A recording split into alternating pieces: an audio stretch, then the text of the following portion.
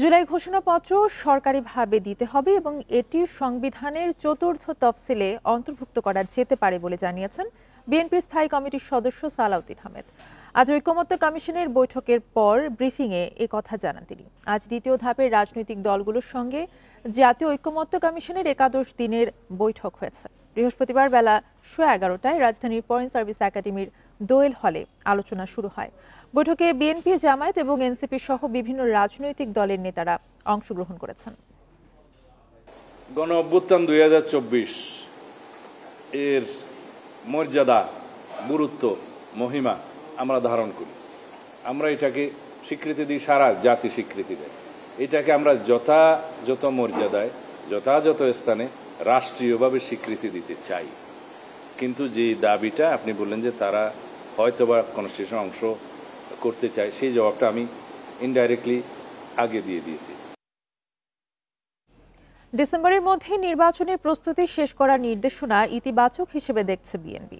এবারে নির্বাচন সবার কাছে গ্রহণযোগ্য হবে বলেও আশাবাদী দল।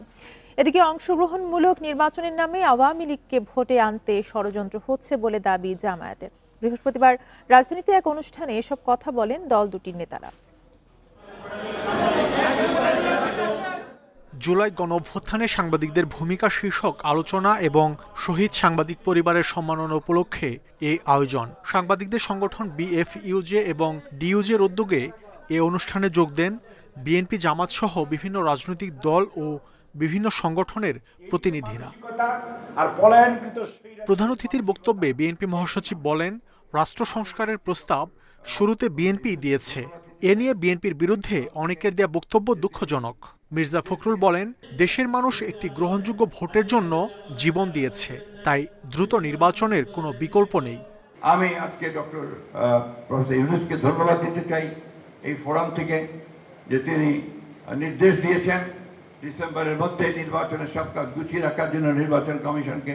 এটা একটা অত্যন্ত ইতিবাচক ব্যাপার, and it deserves thanks for that. আমরা আশা করবো যে নির্বাচন কমিশন এই কাজটা খুব দ্রুততার সঙ্গে শেষ করে তার নির্বাচনের একটা পরিবেশ তৈরি করবে। আমরা দাবি করছি যে এই নির্বাচনে যেন অবাধ, নিরপেক্ষ এবং সকলের কাছে গ্রহণযোগ্য হয়। অনুষ্ঠানে জামাতের সেক্রেটারি জেনারেল দাবি করেন, নির্বাচন নিয়ে আবারও ষড়যন্ত্র হচ্ছে। সুষ্ঠু নির্বাচনের স্বার্থে তর্ক বিতর্ক হতে পারে, তবে রাজনৈতিক দলগুলোর মধ্যে বিভেদ কাম্য নয়।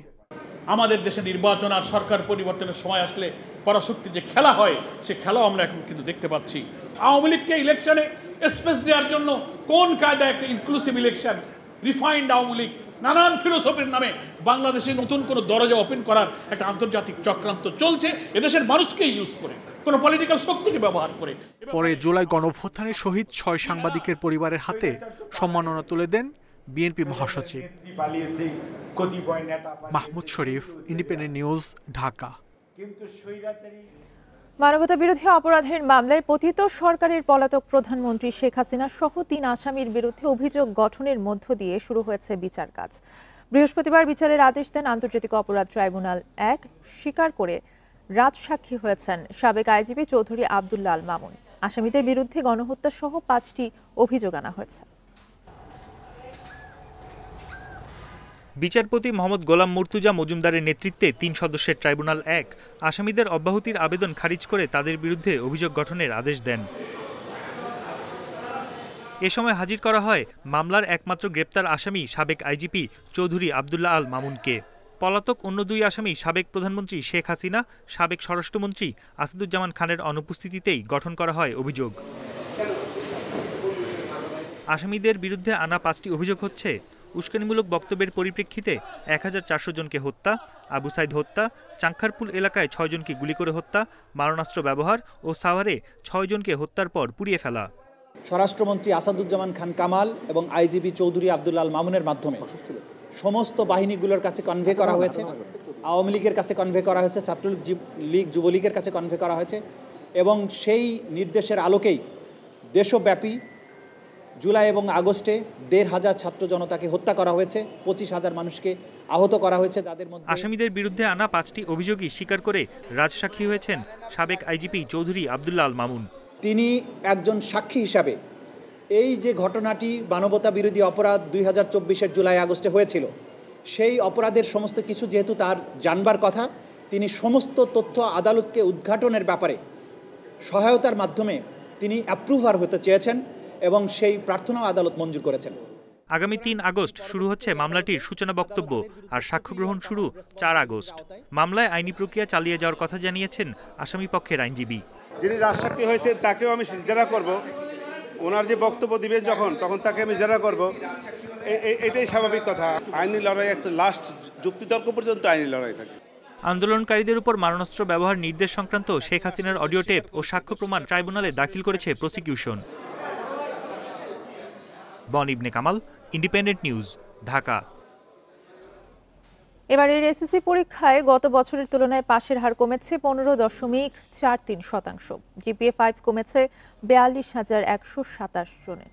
সারা দেশে পাশের হার 68.45%। সহানুভূতির নম্বর দেয়া বন্ধ করায় শিক্ষার্থীদের প্রকৃত ফল উঠে এসেছে বলে জানিয়েছে শিক্ষা বোর্ড।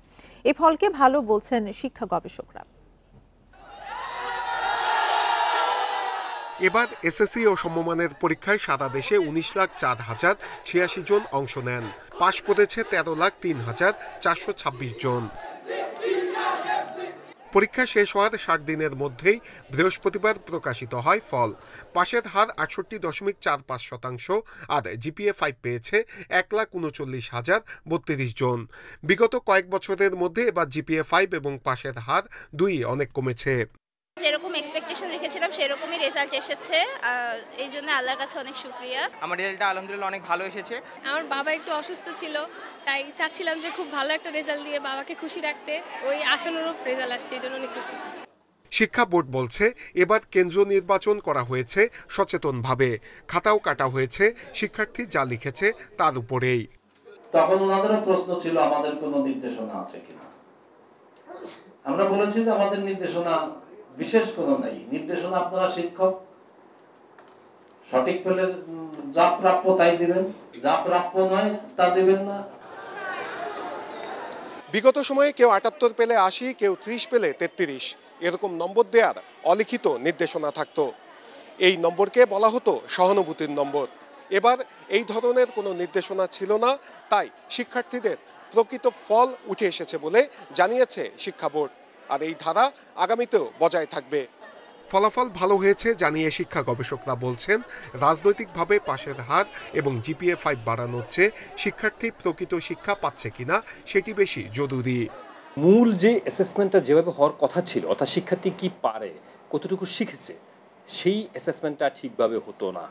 যার কারণে এবার যদি সত্যিকার অর্থে অ্যাসেসমেন্টটা হয়ে থাকে তাহলে রেজাল্টের পরিমাণ কমবে, অর্থাৎ রেজাল্ট আগের মতো করবে না, এটাই স্বাভাবিক। গত বছর শতভাগ পাশ করা শিক্ষা প্রতিষ্ঠানের সংখ্যা ছিল 2,968, এবার কমে হয়েছে 984টি। এবার শতভাগ ফেল করা প্রতিষ্ঠান 134টি, যা গতবার ছিল 51টি। Nure Alam, Independent News, Dhaka. SSC ও সমমান পরীক্ষার ফল প্রকাশের পরেই বাঁধভাঙা উল্লাস করে শিক্ষার্থীরা। রাজধানীর শিক্ষা প্রতিষ্ঠানগুলোতে শিক্ষার্থীদের পাশাপাশি শিক্ষক অভিভাবকরাও খুশি। বৃহস্পতিবার দুপুরে প্রকাশিত ফলে দেখা গেছে গত কয়েক বছরের তুলনায় কমেছে জিপিএ 5 এবং পাশের হার। এভাবেই ঢাকঢোল পিটিয়ে বৃষ্টিতে ভিজে আনন্দ উদযাপন করছে শিক্ষার্থীরা। আমরা দুই ভাই এ প্লাস পেয়েছি, আলহামদুলিল্লাহ। তার মধ্যে আমি গোল্ডেন পেয়েছি। আমার সবচেয়ে বেশি ভালো সাজেশন হবে পরীক্ষার হলে স্ট্রেস নেওয়া যাবে না, কারণ স্ট্রেস নিলে পারা জিনিসও পারা যায় না। আলহামদুলিল্লাহ, এই গত 2024-এর জুলাই অভ্যুত্থানে আমার চোখে পিলখানার সামনে গুলি লেগেছিল। আমার চোখটা এখনো ঠিক হতে পারে না, কিন্তু তাও আলহামদুলিল্লাহ এসএসসি পরীক্ষায় আমি জিপিএ 5 পেয়েছি। কাঙ্ক্ষিত ফল পেয়ে খুশি ঢাকা রেসিডেন্সিয়াল মডেল কলেজ ও ভিকারুন্নিসা নুন স্কুল অ্যান্ড কলেজের শিক্ষার্থী, অভিভাবক ও শিক্ষকরা। খুবই ভালো লাগছে। আমার মেয়ে না, শুধু আমাদের সহপাঠী যারা আছে, আমার মেয়ে সবাই ভালো করছে। আমাদের নতুন যে অধ্যক্ষ স্যার এসেছেন, উনি আসার পরে এটা চালু করেছেন এবং আমরা সফলভাবে গ্রুপ ভিত্তিক টিচাররা বাসায় বাসায় গিয়ে ছাত্রদের ব্যক্তিগত পড়াশোনা, সামাজিক বিভিন্ন ব্যাপারে আমরা খবর রাখি। এবার জিপিএ 5 ও পাশের হার কম হলেও বরাবরের মতোই সফল প্রতিষ্ঠান দুটি।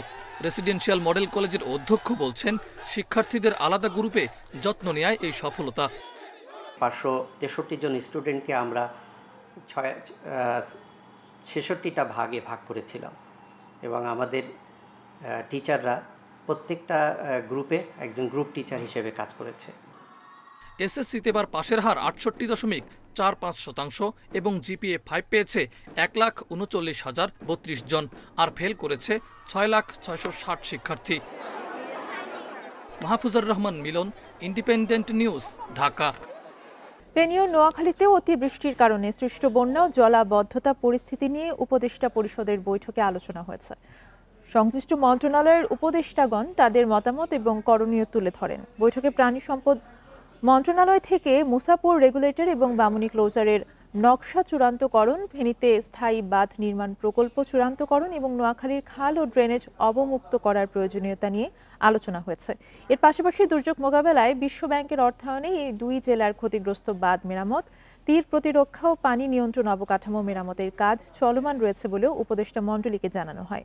এছাড়া এই বৈঠকে বাংলাদেশে জাতিসংঘের মানবাধিকার বিষয়ক হাই কমিশনারের কার্যালয়ের মিশন স্থাপন সংক্রান্ত সমঝোতা স্মারকের খসড়া চূড়ান্ত অনুমোদন, মালয়েশিয়ার জোহর বাহরুতে বাংলাদেশের নতুন কনস্যুলেট জেনারেল স্থাপনের প্রস্তাব অনুমোদন এবং জাতীয় ক্রীড়া পরিষদ অধ্যাদেশ 2025-এর খসড়া নীতিগত ও চূড়ান্ত অনুমোদন দেওয়া হয়েছে।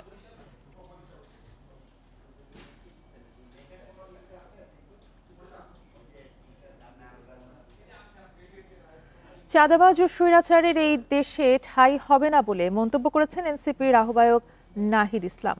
মাগুরাতে দলের জুলাই পদযাত্রা কর্মসূচিতেই মন্তব্য করেন তিনি। বলেন, সংবিধান সংস্কার করেই জাতীয় নির্বাচন দিতে হবে। তিনি আরও বলেন, লড়াই এখনো শেষ হয়নি, সে বার্তা দিতেই মানুষের দাঁড়ে দাঁড়ে যাচ্ছে এনসিপি। 23 আগস্টের মধ্যে সরকারকে জুলাই সনদ দেওয়ার আহ্বান জানান তিনি। এর আগে এনসিপির 10ম দিনের কর্মসূচি শুরু হয় সদর উপজেলা চত্বর থেকে। শহরের চৌরঙ্গি মোড়, ঢাকা রোড ঘুরে বায়না মোড় চত্বরে পথসভায় অংশ নেন এনসিপির নেতারা। জেলায় বিভিন্ন কর্মসূচি শেষে নড়াইলের পদযাত্রায় অংশ নেবেন নেতাকর্মীরা।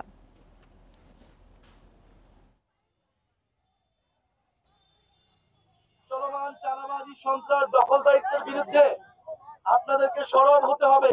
আমরা 5ই আগস্ট এই গণ অভ্যুত্থানের 1 বছর পূর্তি হবে। আমরা 3রা আগস্টের মধ্যেই সেটি কার্যকর দেখতে চাই এবং সরকার যদি 1 বছরের মধ্যেও এটি দিতে ব্যর্থ হয়, সকল রাজনৈতিক পক্ষ মিলে যদি ব্যর্থ হয়, তাহলে সারা দেশের ছাত্র জনতাকে নিয়ে আমরা আবারও মাঠে নামবো। ফেনীর 3 উপজেলায় বাঁধ ভেঙে প্লাবিত হয়েছে শতাধিক গ্রাম। এতে পানিবন্দী হয়ে পড়েছে লাখো মানুষ। দুর্গম এলাকায় বিদ্যুৎ সংযোগ ও মোবাইল নেটওয়ার্ক বন্ধ রয়েছে।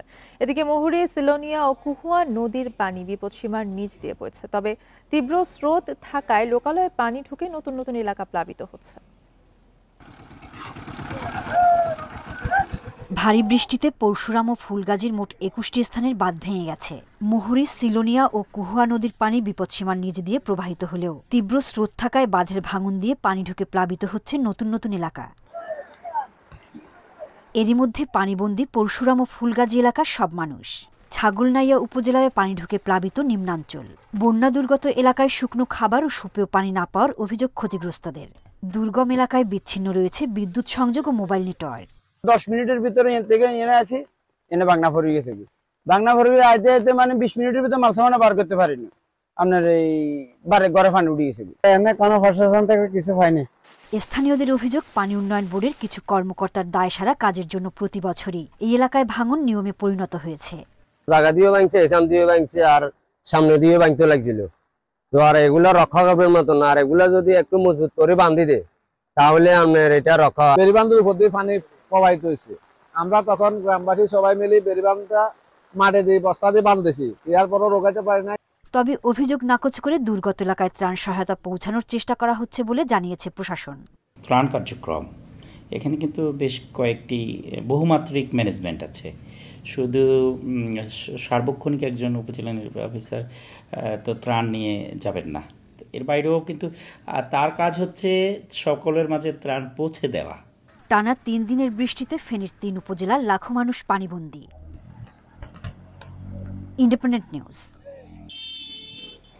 মৌলভীবাজারের শ্রীমঙ্গলে সেপটিক ট্যাঙ্কের বিষাক্ত গ্যাসে 2 ভাই সহ 4 জনের মৃত্যু হয়েছে। বুধবার রাতে উপজেলার রাজঘাট ইউনিয়নের হরিণছড়া চা বাগানে এই দুর্ঘটনা ঘটে। সেপটিক ট্যাঙ্কে পড়ে যাওয়া মোবাইল ফোন তুলতে গেলে অজ্ঞান হয়ে পড়েন তারা। পরে তাদের উদ্ধার করে হাসপাতালে নেওয়া হলে 4 জনকে মৃত ঘোষণা করেন চিকিৎসক। অসুস্থ আরেকজন চিকিৎসা নিয়ে বাড়ি ফিরেছেন। ভারত সীমান্ত ঘেঁষা শ্রীমঙ্গলের রাজঘাট ইউনিয়নের দুর্গম হরিণছড়া চা বাগান। বুধবার রাতে টয়লেটে পড়ে যাওয়া মোবাইল ফোন তুলতে গিয়ে নিজেই সেপটিক ট্যাঙ্কে পড়ে যান রানা নায়েক। দীর্ঘ সময় সাড়া না পাওয়ায় তাকে খুঁজতে গর্তে নামলে অজ্ঞান হয়ে পড়েন বড় ভাই শ্রাবণ। তাদের উদ্ধারে প্রতিবেশী কৃষ্ণ ও নিপেন ট্যাঙ্কে নামলে তারাও আটকা পড়েন। এই সময় বিষাক্ত গ্যাসের কারণে অচেতন হয়ে পড়েন সবাই।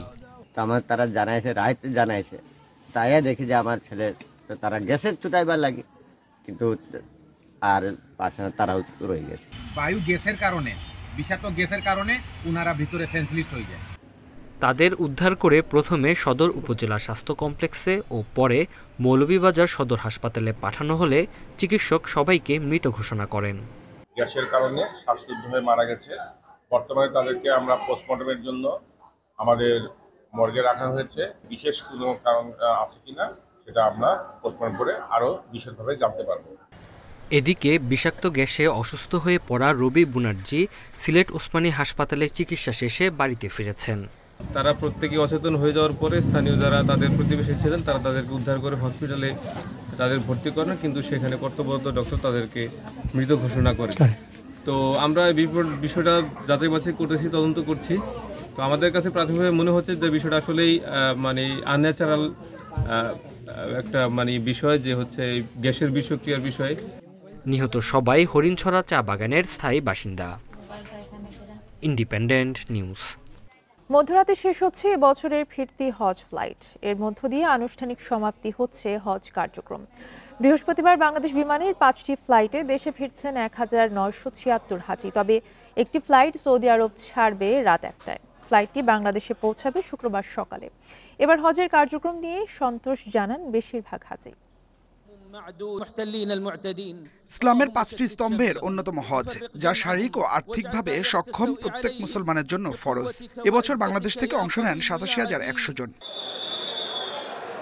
হজের সব আনুষ্ঠানিকতা শেষ করে হাজিরা দেশে ফিরতে শুরু করেন 10 জুন। বৃহস্পতিবার ছিল সরকার নির্ধারিত ফিরতি হজ ফ্লাইটের শেষ দিন। তবে একটি ফ্লাইট বাংলাদেশে আসবে শুক্রবার সকালে। এত আনন্দ হচ্ছে, চোখে আরো পানি আসে, কেন আসলাম এখান থেকে, বলতেছে আরো অনেকদিন থাকার জন্য, কিন্তু থাকতে পারি নাই। আল্লাহর কাছে চাইছি, সবার জন্য দোয়া করছি, আল্লাহ যেন সবাই বেশ করে সবাই সুস্থ রাখে, সবার জন্য সারা বিশ্বের মানুষের জন্য সুখে শান্তিতে থাকে, ভালো থাকে। আল্লাহর কাছে তো চাইলাম দেশের শান্তি, দেশের মানুষের শান্তি, নিজের শান্তি, বিশ্বের সব মুসলমান সবার জন্য দোয়া। এবছর হজ কার্যক্রম নিয়ে সন্তোষ জানান বেশিরভাগ হাজি। তবে কারো কারো ছিল ভোগান্তির অভিযোগ। আমার মনে কাম্য প্রত্যেকটা মানুষ যার হজ ফরজ হয়েছে সে হজ করে যেন হজের কাজটা সম্পন্ন করে যেন কবরে যায়। একটা শিশুকে যেমন মারা যেভাবে লালন পালন করে, আমরাও ঠিক ওইভাবে আল্লাহর রহমতে আমরা হজটা করতে পারছি। এজন্য আল্লাহ দরবারে লাখ কোটি শুকরিয়া। সহজ বাস পাইছে, তা আমরা একটু হমাই একটু যেন কষ্টের মধ্যে হাঁটতে আইছি, এই ধরনের কিছু ত্রুটি করতে। এবার হজে গিয়ে সৌদি আরবে চিকিৎসা নিয়েছেন 69,455 জন। এখনো 10 জন বিভিন্ন হাসপাতালে ভর্তি রয়েছেন। আর হজে গিয়ে মারা গেছেন 44 হাজি। অন্য বছরের চেয়ে এবার মৃত্যু হার কম। কোনো হজযাত্রীর কোনো রকম অভিযোগ নেই।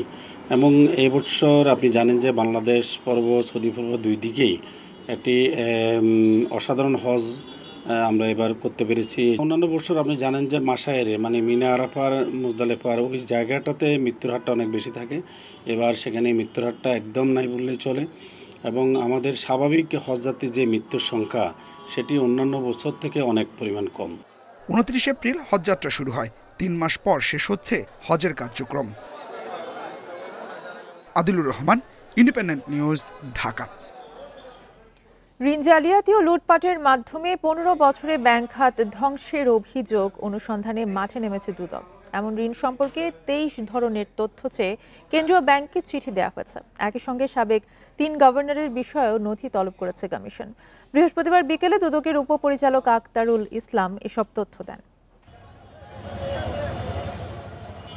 2009 সালে পুনর্তফসিলের মাধ্যমে খেলাপি ঋণ নিয়মিত করার সুবিধা চালু করে আওয়ামী লীগ সরকার। এই ব্যবস্থায় ঋণের একটি ছোট্ট অংশ পরিশোধ করেই খেলাপির তকমা এড়ানো যায়। এতে ব্যাংক খাতে দৃশ্যত ঋণ খেলাপি থাকে না, তবে বাড়তে থাকে কুঋণের পরিমাণ। এভাবে কুঋণ দাঁড়িয়েছে প্রায় 4,20,000 কোটি টাকার বেশি। আর এই সুবিধা পায় অ্যাসালম, বসুন্ধরা, অরিয়ন, যমুনা, কেয়াসহ অনেক গ্রুপ। এসব ঋণের 23 ধরনের তথ্য চেয়ে কেন্দ্রীয় ব্যাংকে চিঠি দিয়েছে দুদক। পাশাপাশি সাবেক গভর্নর আতিউর রহমান, ফজলে কবির ও আব্দুর রউফ তালুকদারের সম্পর্কেও তথ্য চেয়েছে সংস্থাটি। সাবেক গভর্নর আতিউর রহমান সহ অন্যান্যদের বিরুদ্ধে অনিয়ম, ঋণ খেলাপি, নীতি ছাড় দিয়ে রিজার্ভ চুরি, হলমার্ক কেলেঙ্কারি সহ অনেকগুলো বিষয়ে সকল দপ্তরে অনুসন্ধানের স্বার্থে সকল দপ্তরে অনুসন্ধানের কর্মকর্তা যেখানে যেখানে প্রয়োজন মনে করে সেই জায়গাগুলোতে আসলে পত্র প্রেরণ করে। এছাড়া মহাখালী ডিএনসিসি হাসপাতাল নির্মাণে 3,30 লক্ষ টাকা আত্মসাতের অভিযোগে প্রকল্প পরিচালক ইকবাল কবির সহ 2 জনের বিরুদ্ধে মামলা হয়েছে। 3,30,61,000 টাকার বেশি তৎকালীন প্রকল্প পরিচালক ডাক্তার ইকবাল কবিরের প্রত্যক্ষ মদদে SRS design and fashion limited এর স্বত্বাধিকারী মোহাম্মদ সাইফুর রহমান উত্তর সরকারি অর্থ আত্মসাৎ করার চেষ্টা করেছেন। এদিকে টিআর ও কাবিখার নামে অর্থ লোপাটের অভিযোগে সাবেক এমপি নুরুন্নবী চৌধুরী শাওনসহ 18 জনের বিরুদ্ধে মামলা করা হয়েছে। রিশাদ হুদা, ইন্ডিপেন্ডেন্ট নিউজ, ঢাকা। এ ছিল এখনকার সংবাদে সাথে থাকায় ধন্যবাদ সবাই।